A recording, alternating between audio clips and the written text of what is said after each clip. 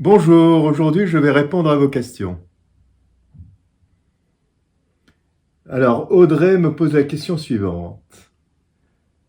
Bonjour Philippe, pensez-vous qu'il soit possible aujourd'hui de faire ce que vous avez fait à votre époque, mais sans diplôme de journalisme, ni de réseau, et par simple passion? Non, je ne crois pas. Je ne crois pas Audrey. Je ne crois pas. Ce métier est devenu trop technique, à mon avis. Il faut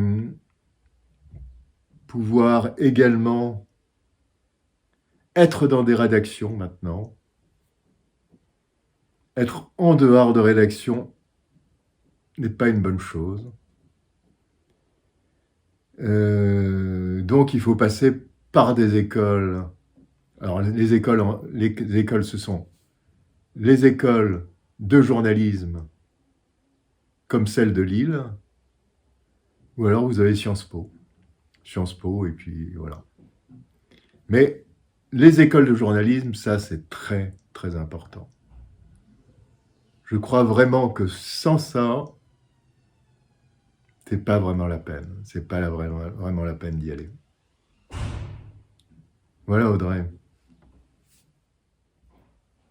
Alors, c'est Philippe qui me pose une question, la question suivante. Comment avez-vous pu gérer les souvenirs du vécu de vos reportages?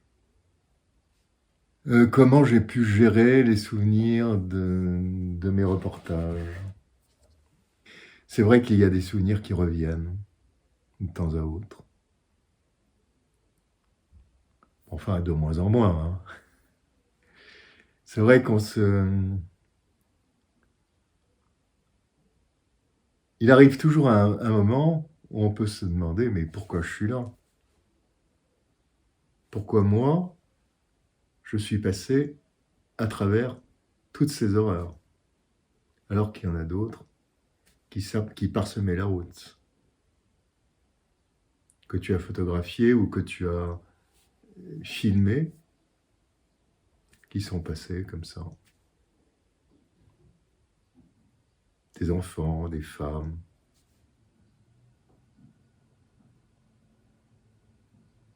Alors oui, on peut se dire, bon, pourquoi? Pourquoi pas moi?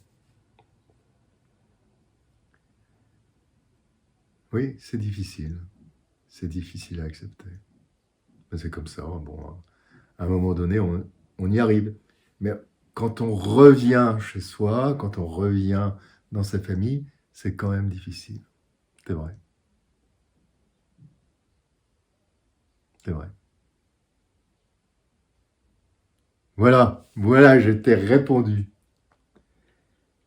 Des conseils pour une jeune qui veut faire de l'histoire géopolitique son métier.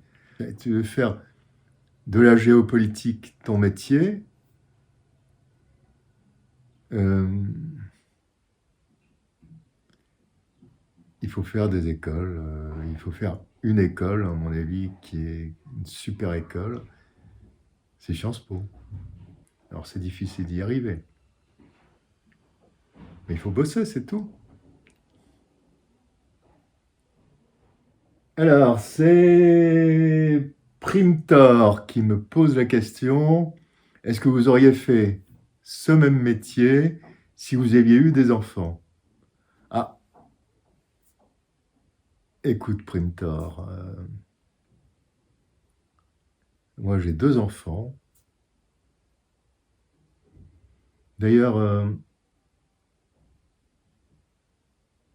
je fais en partie ce site, enfin ce truc YouTube, ce site YouTube pour eux. Parce que je me vois mal, enfin, j'écris quelques petits trucs, mais je me dis qu'en fait, c'est un média qui est peut-être plus intéressant pour eux. Donc voilà, je le fais également pour eux. Ouais, j'ai deux enfants. Et franchement, la plupart des journalistes que je connais ont tous des enfants. Il n'y a jamais eu de problème à ce niveau-là. Enfin, il y a toujours des problèmes quand on rentre. Mais bon, comme ça. Asmo me pose la question suivante. Bonjour Philippe, comment allez-vous? Ouais. Pourriez-vous nous présenter le matériel avec lequel vous avez travaillé durant mes années d'activité? D'abord, il y a eu la photographie. Alors la photographie, moi j'ai travaillé presque uniquement, d'ailleurs uniquement, avec une marque que je trouve absolument superbe, c'est les Nikon. Enfin, les Nikon F2 moteur étaient pour moi un outil indispensable, car solide, extrêmement solide, rapide et avec des optiques fantastiques, des optiques absolument extraordinaires. Toutes les optiques Nikkor étaient vraiment extraordinaires. Enfin, c'est fini, mais il y avait le 20 mm qui était un grand angle absolument fantastique. Le 80-200, un zoom extraordinaire, où l'on pouvait réagir vraiment à l'instant même. Il était absolument génial. Bon. Donc, Nikon pour la période photo. Après, ça a été beaucoup, beaucoup plus compliqué, beaucoup plus varié surtout. J'ai commencé avec une petite caméra, avec une caméra dont je me servais pour filmer ma famille. J'ai commencé donc à faire mon premier film en planquant une caméra dans un sac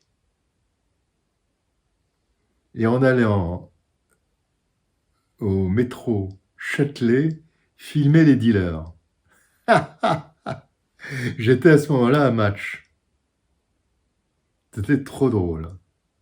Alors j'avais fait un trou dans un sac, etc. Enfin, c'était drôle, c'était marrant.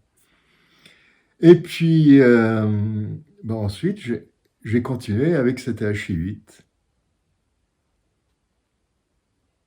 Et d'ailleurs, je me suis retrouvé à Sarajevo une première fois avec une HI8.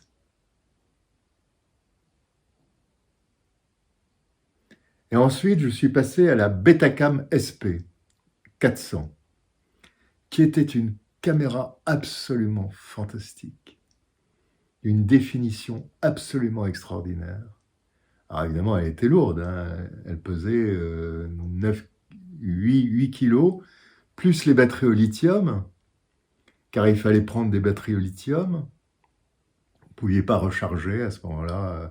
Enfin, vous pouviez recharger, mais bon, moi, ce n'était pas mon truc. Donc, il fallait prendre plusieurs batteries au lithium, puisque moi, je partais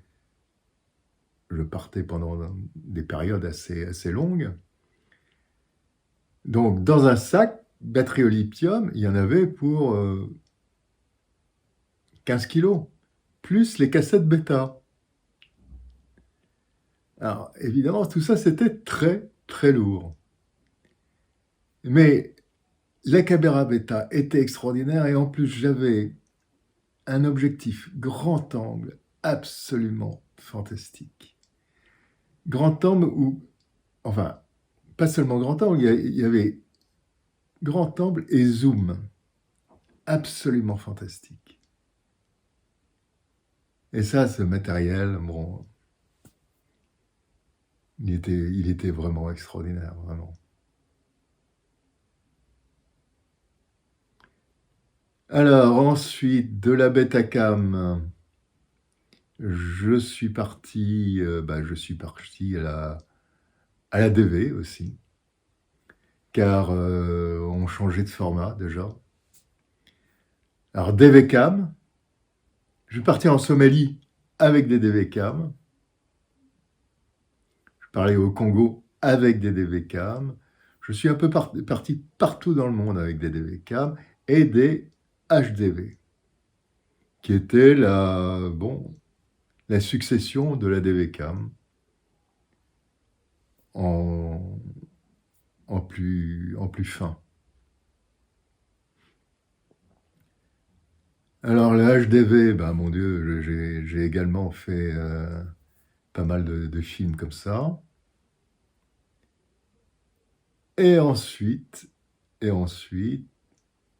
moi je suis revenu, par exemple, à Sarajevo, si vous avez vu mes reportages 20 ans après, en HDV et en XD-CAM. Alors, ça, c'était plus moi qui filmais, c'était un cadreur qui était là et qui filmait en XD-CAM. Voilà. Et puis, j'ai continué ensuite, je suis allé faire des sujets en France, en XD-CAM. Voilà. Voilà mon parcours de caméra et d'appareil photo. Juste une question sur le conflit dit des Balkans. Ça, c'est Jock Crow. Avez-vous pu assister personnellement au blocus de la ville de Gorajdé? Non.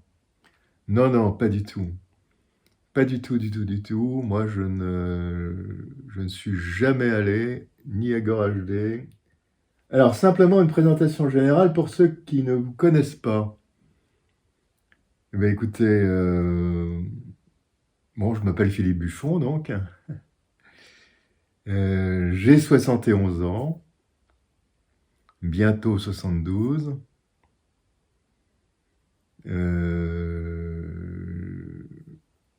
J'ai été journaliste, j'ai été d'abord photographe, j'ai travaillé pour des journaux comme Paris Match, Life, Stern.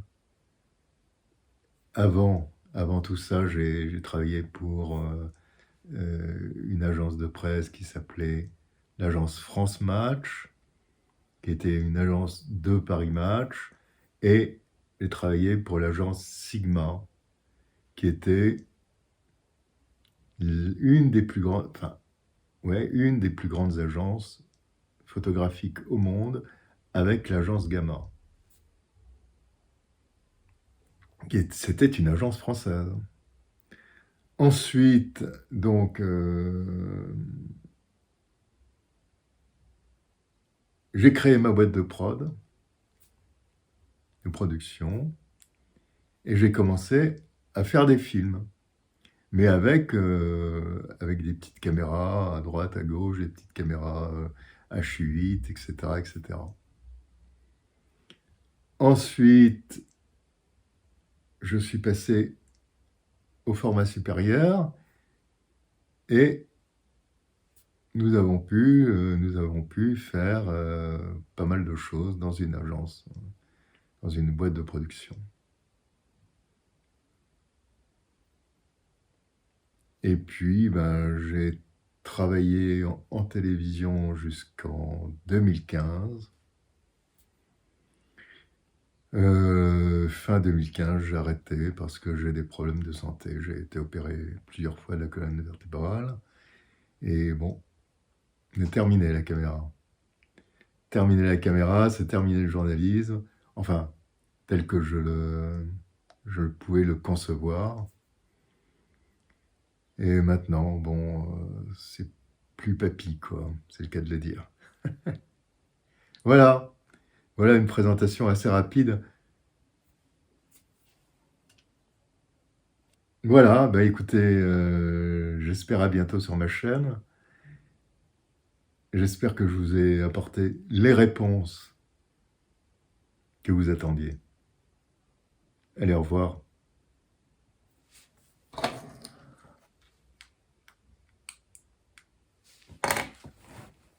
Is